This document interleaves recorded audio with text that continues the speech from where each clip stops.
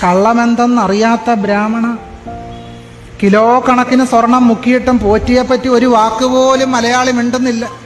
കള്ളമെന്തെന്നറിയാത്ത പോറ്റി, ബ്രാഹ്മണാർജവ ബുദ്ധി.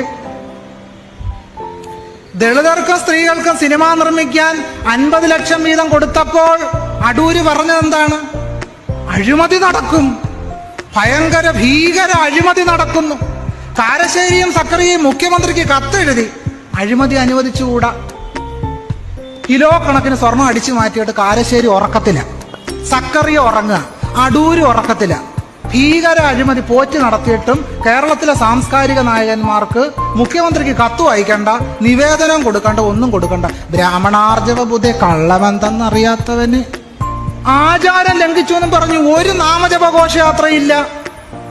സ്വർണപ്പാളി അടിച്ചു മാറ്റിയാൽ ആചാര ലംഘനമാണോ? അല്ലയോ? എന്താ ഇപ്പൊ NSSന് നാമജപ ഘോഷയാത്ര നടത്തണ്ടേ? ഇപ്പൊ കുലസ്ത്രീകൾക്കാർക്കും അയ്യപ്പനെ സംരക്ഷിക്കാൻ ആചാര സംരക്ഷണ യാത്ര നടത്തണ്ടേ? അപ്പൊ ഇവരുടെ ആചാര സംരക്ഷണത്തിന്റെ കാപട്യം കേരള സമൂഹത്തിന് മുമ്പ് വെളിവായി കഴിഞ്ഞു. തനി കാപട്യം, മലയാളി കൊണ്ടു നടക്കുന്ന കാപട്യം, സാംസ്കാരിക കാപട്യം പോറ്റിയുടെ സ്വർണം മുക്കലിലൂടെ വെളിവായിരിക്കുന്നു.